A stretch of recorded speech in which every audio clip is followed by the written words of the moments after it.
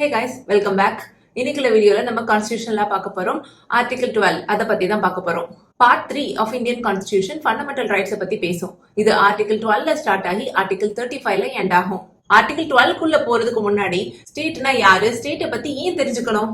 நம்ம Indian constitution நம்மளுக்கு fundamental rights நிறைய தந்திருக்கு. Right to equality, right to freedom, right against exploitation, right to freedom of religion, cultural and educational rights, right to constitutional remedies. இந்த 6 விதமான fundamental rights நம்மளுடைய constitution நம்மளுக்கு தந்திருக்கு. இந்த fundamental rights எல்லாம் நம்ம யாருக்கு அகேன்ஸ்டா என்ஃபோர்ஸ் பண்ணலாம் அப்படின்னா நம்ம ஸ்டேட்க்கு அகேன்ஸ்டா என்ஃபோர்ஸ் பண்ணிக்கலாம். பிரைவேட் இண்டிவிஜுவல்ஸ்க்கு அகேன்ஸ்டா கிடையாது, ஆனா ஸ்டேட்க்கு அகேன்ஸ்டா மட்டும் தான் இதை என்ஃபோர்ஸ் பண்ண முடியும். அப்போ நம்ம ஸ்டேட்னா யாரு, ஸ்டேட்குள்ள யாரெல்லாம் வராங்க அதெல்லாம் கரெக்டா தெரிஞ்சாதான் நம்ம ஸ்டேட்க்கு அகேன்ஸ்டா நம்மளுடைய ஃபண்டமெண்டல் ரைட்ஸை என்ஃபோர்ஸ் பண்ண முடியும். அதாவது ஸ்டேட் எந்த காரணத்துக்காகவும் மக்களுடைய ஃபண்டமெண்டல் ரைட்ஸை வயலேட் பண்ணக்கூடாது.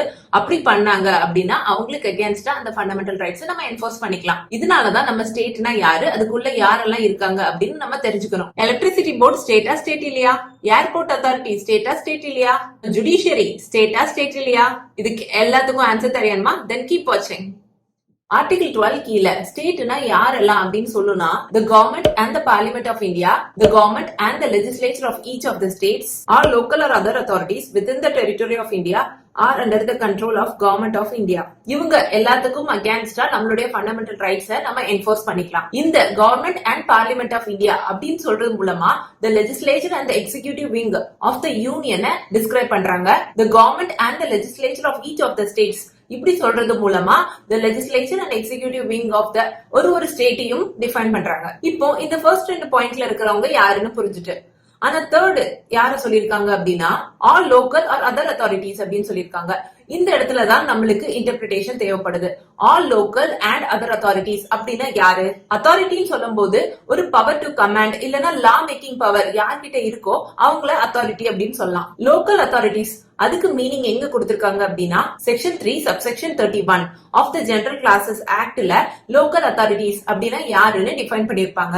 அதுக்கு கீழே municipalities, panchayat, district ports etcetera இவங்க எல்லாரும் லோக்கல் அத்தாரிட்டிஸ் அப்படின்னு சொல்லி இருந்திருப்பாங்க. இப்போ இவங்க எல்லாரும் லோக்கல் அத்தாரிட்டிஸ் கீழே வந்துட்டாங்க அப்படின்னா அதர் அத்தாரிட்டிஸ் யாரெல்லாம்? இத நம்ம சுப்ரீம் கோர்ட் நிறைய கேசஸ் டிசைட் பண்றது மூலமா யாரெல்லாம் இந்த ஸ்டேட் கீழே வராங்க அப்படின்னு நிறைய கேசஸ்ல இன்டர்பிரேட் பண்ணிருப்பாங்க. சோ இதெல்லாம் இந்த ஃபாலோயிங் கேசஸ் வழியா நம்ம பார்க்கலாம். University of Madras versus Shantabai. இந்த கேஸ்ல நம்ம சுப்ரீம் கோர்ட் அதர் அத்தாரிட்டி இந்த டேர்ம் இன்டர்பிரேட் பண்றாங்க. இந்த இடத்துல சுப்ரீம் கோர்ட் யுஜிஸ்ட்ரம் ஜெனரிஸ் அப்படின்னு ஒரு வார்த்தை சொல்றாங்க. இந்த யுஜிஸ்ட்ரம் ஜெனரிஸ் அப்படின்னா என்ன? இதுக்கு அர்த்தம் ஆஃப் த சேம் கைண்ட் இல்லனா ஆஃப் த லைக் நேச்சர் அப்படின்னு சொல்லலாம். இப்போ இந்த எக்ஸாம்பிள் எடுத்துக்கலாம். Carrot, potato, beetroot, apple, onion. இந்த 5 இதுல இருந்து ஆட் ஒன்ன மட்டும் வெளியே எடுங்க. இதுதான் கொஸ்டின். சோ இந்த இடத்துல எதை ஆட் ஒன்னு சொல்லலாம்? இந்த இடத்துல ஆப்பிள் தான் ஆட் ஒன். ஏன் ஆப்பிள் ஆட் ஒன்? ஏன்னா மிச்சம் எல்லாமே வெஜிடபிள்ஸ், ஆனா ஆப்பிள் மட்டும் இந்த இடத்துல ஃப்ரூட்ஸ். அதாவது மிச்சம் எல்லாமே ஒரு சேம் கைண்ட்ல இருக்கு இல்லனா சேம் நேச்சரோட இருக்கு.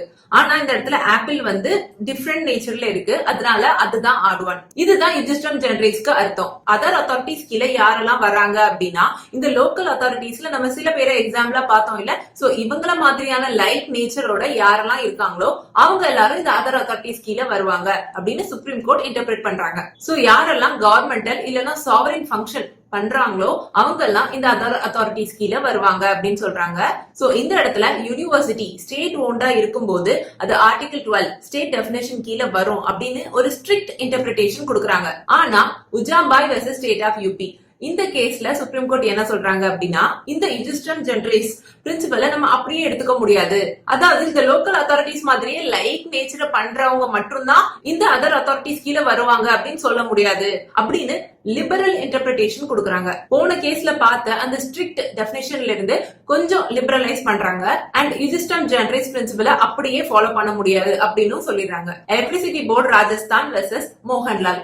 இந்த கேஸ்ல எலக்ட்ரிசிட்டி போர்டு வந்து ஒரு ஸ்டேட்டா ஸ்டேட் இல்லையா அப்படின்னு ஒரு கொஸ்டின் வருது. இந்த கேஸ்ல சுப்ரீம் கோர்ட் சொல்றாங்க எந்த அத்தாரிட்டிஸ் எல்லாம் நம்ம கான்ஸ்டிடியூஷனோட ப்ரொவிஷன்ல இருந்து கிரியேட் பண்ணப்பட்டது அப்படின்னா இல்ல ஏதோ ஒரு ஸ்டாட்யூட் ஒரு சட்டம் ஏற்றி அந்த சட்டத்து மூலமா ஒரு அத்தாரிட்டி கிரியேட் பண்றாங்க அப்படின்னு சொல்லும் போது இந்த அத்தாரிட்டி அதாவது கான்ஸ்டிடியூஷன் ப்ரொவிஷன்ல இருந்து கிரியேட் பண்ணப்பட்ட ஒரு அத்தாரிட்டி இல்ல ஏதோ ஒரு சட்டம் ஏற்றி அதுல இருந்து உருவாக்குன ஒரு அத்தாரிட்டி இவங்க எல்லாருமே ஸ்டேட் டெஃபினேஷன் கீழே வருவாங்க அப்படின்னு சொல்றாங்க.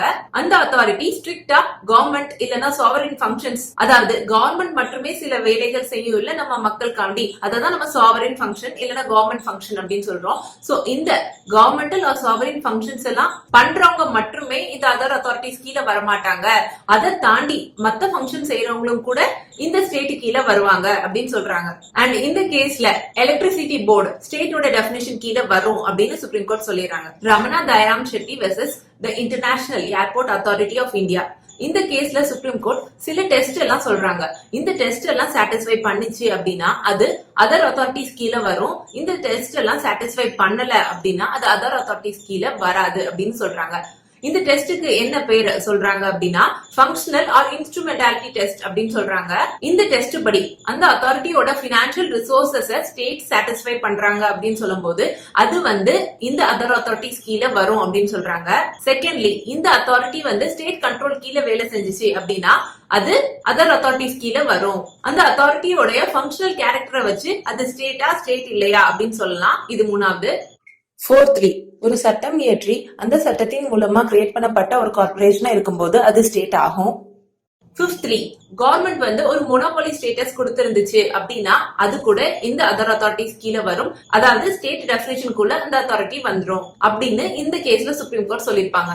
அண்ட் மோர் ஓவர் இந்த டெஸ்ட் எல்லாமே ஒன்லி இல்லுஸ்ட்ரேட்டிவ் தான், இது எக்ஸாஸ்டிவா எடுத்துக்க கூடாது அப்படின்னு சொல்லிடுறாங்க. Som Prakash versus Union of India. இந்த கேஸ்ல பாரத் பெட்ரோலியம் கார்பரேஷன் ஸ்டேட்டா ஸ்டேட் இல்லையா அப்படின்னு கொஸ்டின் வருது. சோ இந்த கேஸ்ல பாரத் பெட்ரோலியம் கார்பரேஷன் ஸ்டேட் தான் அப்படின்னு சொல்றாங்க. அஜய் ஹாசியா வெர்சஸ் காலித் முசிஃப். இந்த கேஸ்ல சுப்ரீம் கோர்ட் சொல்றாங்க a society registered under the Society Registration Act அதோடைய ஃபங்க்ஷன் கவர்மெண்டோட ஏஜென்சி இல்லனா இன்ஸ்ட்ருமெண்டாலிட்டி ஆஃப் அ ஸ்டேட் அத மாதிரி இருந்துச்சு அப்படின்னு சொல்லும் போது அதுவும் ஆர்டிகல் 12 கீழே வரும் அப்படின்னு சொல்றாங்க. Chandramohan Khanna versus NCERT. இந்த கேஸ்ல NCERT அதாவது National Council of Educational Research and Training அது ஸ்டேட் கிடையாது அப்படின்னு சொல்லிடுறாங்க. NCERT உடைய ஃபங்க்ஷன் கவர்மெண்ட்டுக்கு எஜுகேஷன் ரிலேட்டடா அட்வைஸ் கொடுக்கிற ஒரு அட்வைசரி ஆர்கன் தான். சோ இதோடைய ஃபங்க்ஷன் ஸ்டேட் மாதிரி இல்ல, அதனால இது ஆர்டிகல் 12 கீழே வராது அப்படின்னு சொல்லிடுறாங்க. Indian Council for enviro legal action versus Union of India. இந்த கேஸ்ல சுப்ரீம் கோர்ட் என்ன சொல்லிருப்பாங்க அப்படின்னா ஒரு ஆர்கனைசேஷன் மக்களுடைய ஃபண்டமெண்டல் ரைட்ஸை டிஸ்டர்ப் பண்ற மாதிரி ஆக்ட் பண்ணிட்டு அதுக்கப்புறம் நான் ஸ்டேட் கிடையாது, அந்த டெஃபினிஷன் கீழே நான் வரமாட்டேன் அப்படின்னு சொல்லிட்டு எஸ்கேப் ஆக முடியாது அப்படின்னு சொல்லி ஸ்டேட்டோட டெஃபினிஷனை ரொம்பவே வைடன் பண்ணிட்டாங்க. சோ இவ்வளவுதான் நம்ம article 12. So I hope article 12 கீழே நான் எக்ஸ்பிளைன் பண்ண விஷயங்கள் எல்லாமே உங்களுக்கு நல்லா புரிஞ்சிருக்கும்னு நினைக்கிறேன். இத மாதிரி இன்னொரு வீடியோல உங்களை பாக்குறேன். பை.